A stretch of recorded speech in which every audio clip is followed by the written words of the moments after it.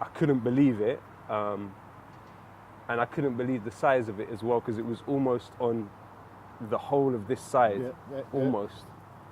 And you could see that it was spreading quite fast. You could hear it. You could see bits of the cladding kind of falling around us on the street. I looked up, bro, and I see the tower, but my side weren't on that.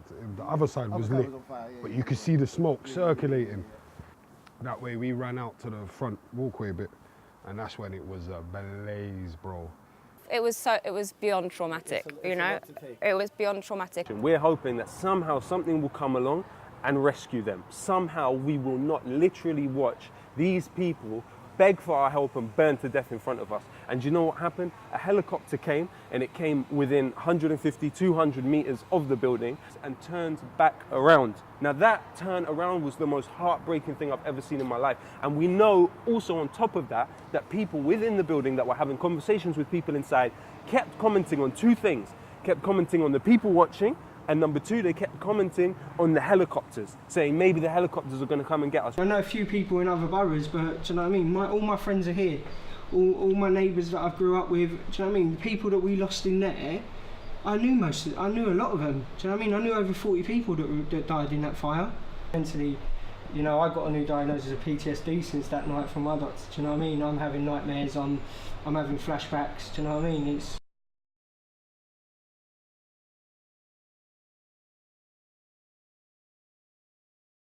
How can you tell me there's less than 80 people when there's clearly more? The official, at the beginning they were saying 600 registered residents in there. Well, there's only 256 survivors. So let's do the maths. How much does it leave over? Where are these people? Then, how about the visitors that were there that night? We don't know. It was Ramadan that night, innit? So people were having people over. And now they want to palm us off and try to say, oh, it's getting reduced. There's no way that it can go down from 80. You know, like it has to go. The only way it can go is up. How about the firemen on the night that said to us they found at least 40 people in one room. Yeah. So now if we take that to account, 40 people in one room, there's a bloody tower block.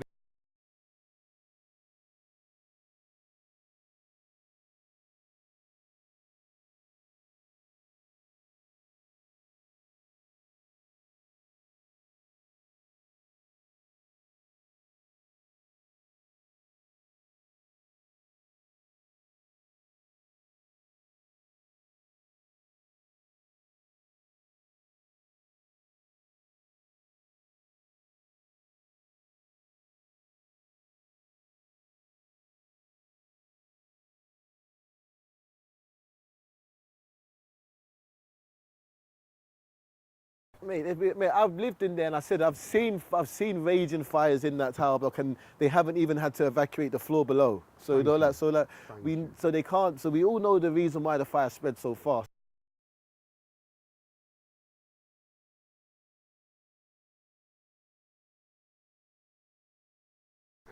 Where was the biggest catastrophe that ever happened in UK soil that wasn't a terrorist attack?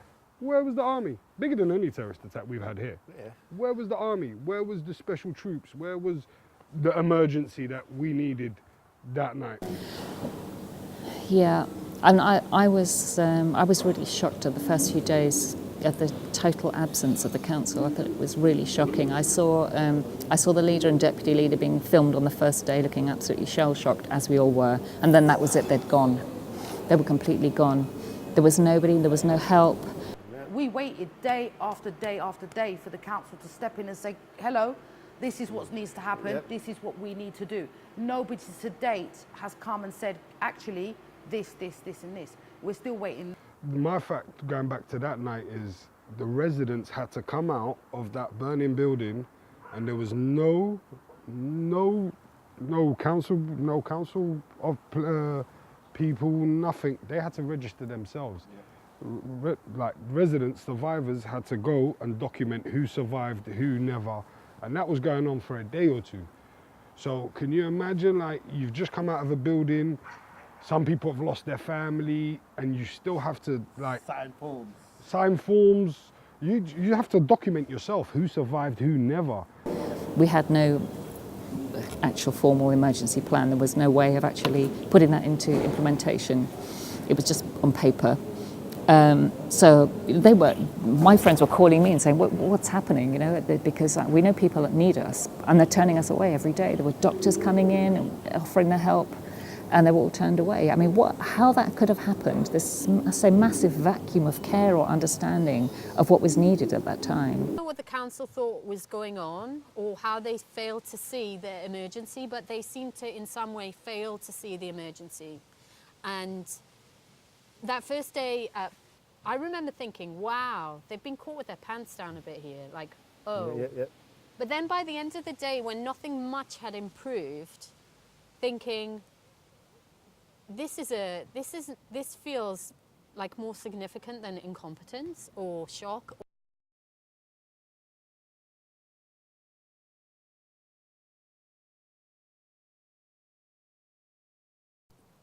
You know, it's probably just more comforting to me psychologically to believe that they designed that than they were so stupid and incompetent and inhumane that happened by accident.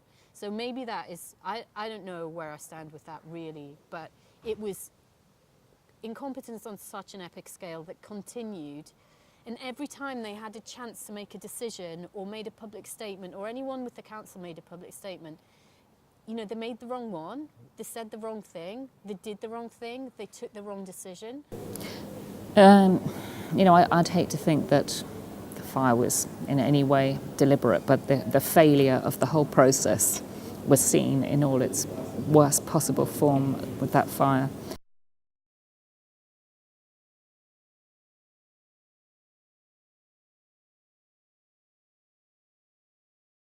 I am concerned, very concerned about its capability into the future, and I think it's important that the council make sure that we don't have a collapse of services and that we stand ready to manage services if we have to, if there's an economic failure on the part of KCTMO. There's a perception that the council did nothing after the fire. How accurate is this, would you say? I wasn't here in the week after the fire. I came like 10 days later. So I hear lots of comments and I hear lots of conversations, particularly people in the area and so on. But I also hear from staff in our organisation that were there and did lots of stuff. Now maybe, you know, people weren't aware of them, but I hear lots of different voices. Some from staff and councillors who were actually present at the time and did a lot of work.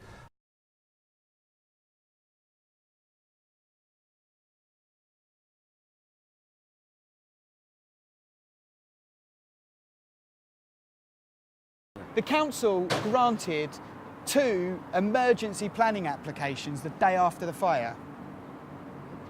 They weren't around to take meetings, to do things for the community, but they were able to have a planning application meeting to grant 2 emergency planning applications with no committee hearings on 2 buildings. Computers had to be seized from the council building. They weren't offered up.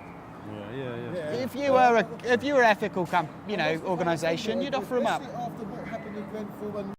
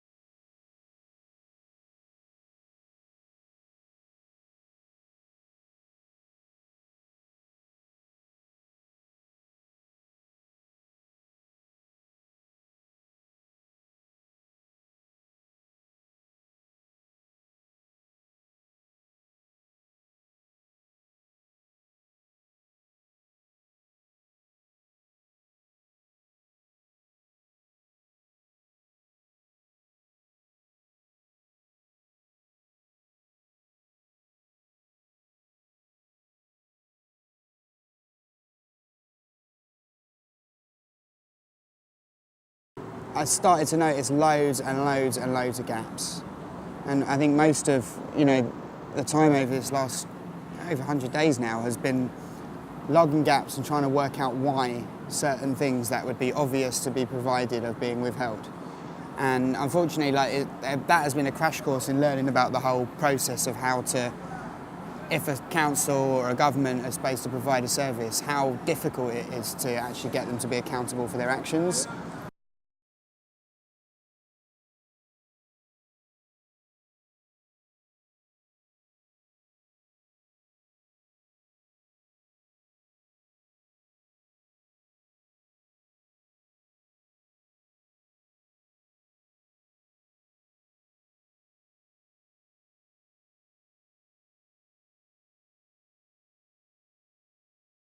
Yeah, but I'll give you that Patchett, what's it, Patchett Brown? Patchett Brown. Yeah.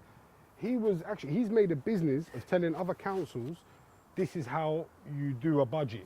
Like, this is how you make money off a budget. And he was making a living off this. After he should be in jail. Well, he should be in jail. He's got over 150, 200 people's murders on his soul, on his chest.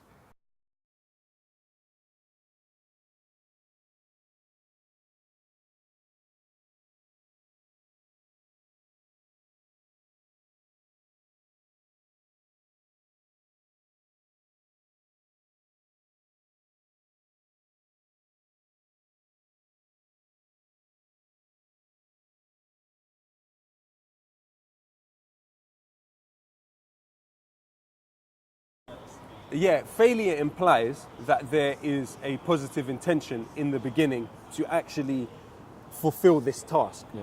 What I think we have seen is, yes, incompetence on one hand, but disdain and a purposeful managed decline of social housing in this borough in order to cleanse it and move these people out. Yeah. We know that people who survived are struggling to get ground floor flats in new places, are struggling to get places that have adequate fire precautions.